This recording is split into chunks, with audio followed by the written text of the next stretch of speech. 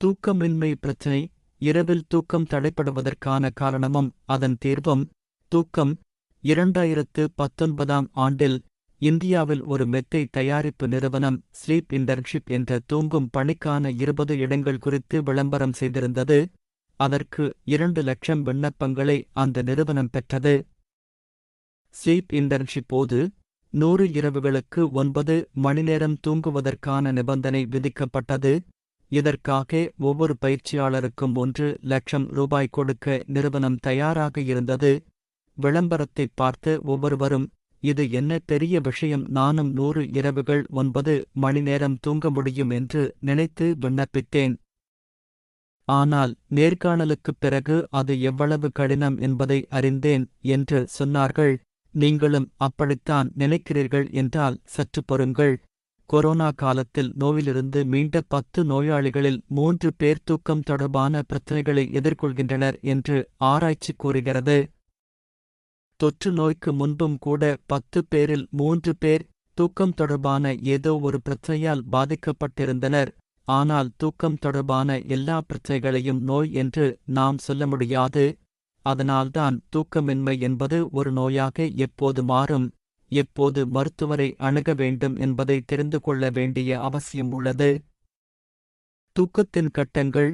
பொதுவாக தூக்கத்தின் ஒரு சுழற்சி 90 நிமிடங்கள் நீடிக்கும். ஒரு இரவின் தூக்கத்தில் இதுபோன்ற 4-5 சுழற்சிகளை நாங்கள் வழக்கமாக முடிக்கிறோம் என்று institute of human behaviour and allied sciences மூத்த மனநல மருத்துவர் டாக்டர் ஓம் பிரகாஷ் கூறுகிறார். 90 நிமிட சுழற்சியின் முதல் கட்டம் விரைவற்ற கண் அசைவு தூக்கம் என்று அழைக்கப்படுகிறது. பேச்சு வழக்கில் நாம் இதை ஆழ்ந்த தூக்கம் என்று சொல்கிறோம். இது 2ஆம் கட்டத்தை ஒப்பிடும்போது நீண்டது. 60-70 நிமிடங்கள் வரை இது இருக்கும். 2வது கட்டம் விரைவான கண் அசைவு தூக்கம் என்று அழைக்கப்படுகிறது. இந்த நேரத்தில் நாம் அதிகமாக கனவு காண்கிறோம். நம்மில் பெரும்பாலானோர் இந்த நேரத்தில் தூக்கத்தில் நடக்கும் விஷயங்களை நினைவில் வைத்துக் கொள்கிறோம். நாம் தூங்கும்போது படிப்படியாக ஏன் REM குறைகிறது, REM அதிகரிக்கிறது. தூக்கம் தொடர்பான நோய்களைப் பற்றி பேசும் அனைவருக்குமே இந்த 2 நிலைகள் தொடர்பான பிரச்சினைகள் உள்ளன. REM கட்டம் தொடர்பான பிரச்சினை உள்ளவர்கள் நான் சுயநினைவை இழந்துவிட்டது போல நன்றாக தூங்கினேன் என்று கூறுகிறார்கள். REM கட்டத்தில் பிரச்சினை உள்ளவர்கள், நான் அதிகாலையில் எழுந்துவிட்டேன், சரியாக தூங்க முடியவில்லை என்று சொல்கிறார்கள். தூக்கத்துடன் தொடர்புடைய பிரச்சினைகள் எப்போது நோயாக மாறுகிறது. தூக்கம் தொடர்பான நோய்களைப் பற்றி பேசும்போது அவை தூக்கமின்மை, அதிக தூக்கம், தூக்கத்தில் குரட்டை, தூக்கத்தில் டெரர் அட்டாக் போன்ற பல வகைகளாக இருக்கலாம். கொரோனாவுக்குப் பிறகு தூக்கப் பிரச்சினைகளை எதிர்கொள்பவர்கள் இந்த நோயால் பாதிக்கப்பட்டவர்கள் அல்ல.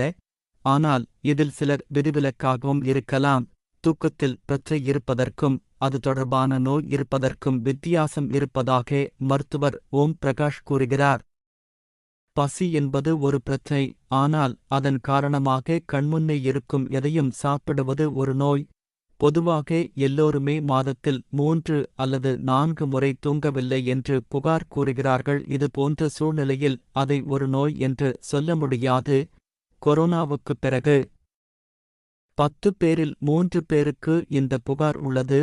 இதன் பொருள் என்னவென்றால் ஒரு சிக்கல் உள்ளது, ஆனால் அது நோயின் வடிவத்தை எடுக்கவில்லை என்பதாகும். மனச்சோர்வு, பதற்றம் அல்லது நுரையீரல் நோய் உள்ளவர்களில் இது அதிகம் காணப்படுகிறது.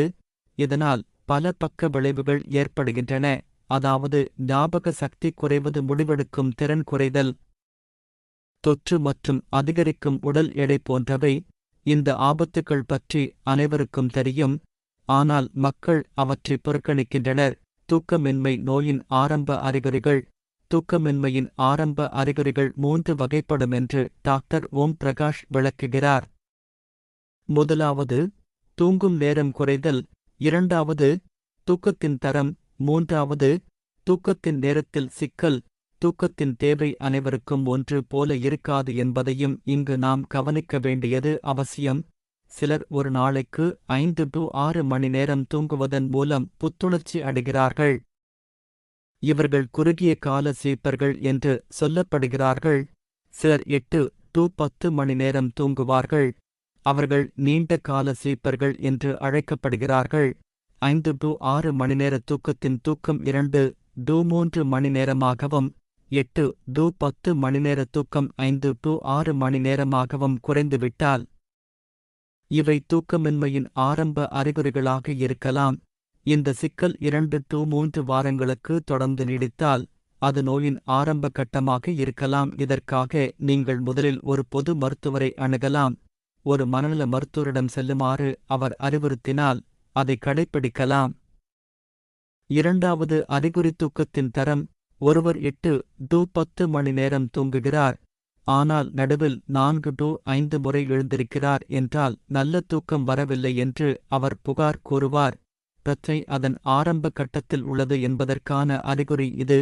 மூன்றாவது அறிகுறி தூங்கும் நேரத்தில் சிக்கல். படுக்கைக்குச் சென்ற சில மணிநேரங்களுக்கு பிறகுதான் சிலருக்கு தூக்கம் வருகிறது. அவர்கள் புரண்டு கொண்டே இருப்பார்கள். இது ஆரம்பகட்ட தூக்கமின்மை என்று அழைக்கப்படுகிறது. சிலர் சீக்கிரம் தூங்கிவிடுவார்கள், ஆனால் நள்ளிரவில் எழுந்து விடுவார்கள். அத்தகையவர்களின் பிரச்சனை நடுத்தூக்கமின்மை என்று அழைக்கப்படுகிறது. மூன்றாவது வகையில் சிலர் விடுவதற்கு முன்பே எழுந்து விடுவார்கள். அவர்கள் டெர்மினல் தூக்கமின்மையால் பாதிக்கப்பட்டுள்ளனர். இந்த 3 சிக்கல்களில் ஏதேனும் ஒன்று தொடர்ந்து இருக்குமேயானால் அவர்கள் ஒரு மருத்துவரை அணுக வேண்டும்.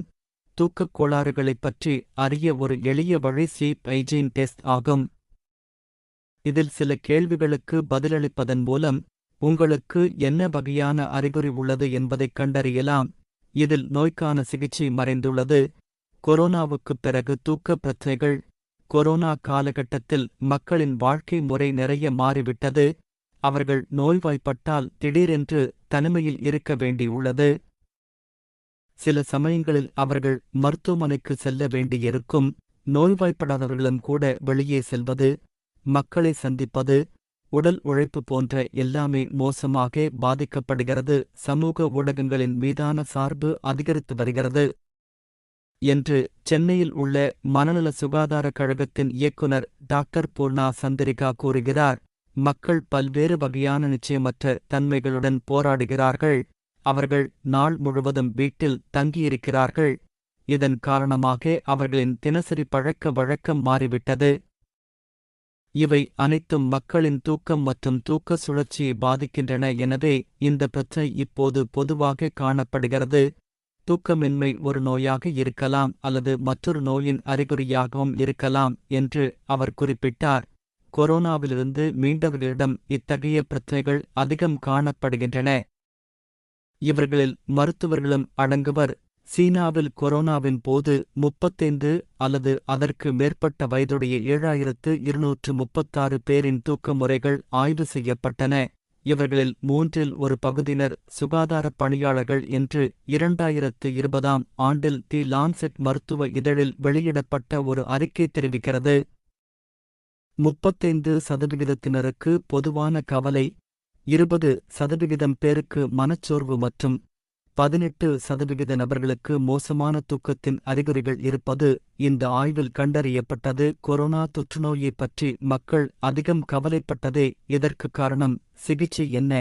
டாக்டர் பூர்ணா மற்றும் டாக்டர் ஓம் பிரகாஷ் இருவருமே நல்ல தூக்க சுகாதாரத்தை பரிந்துரைக்கின்றனர்.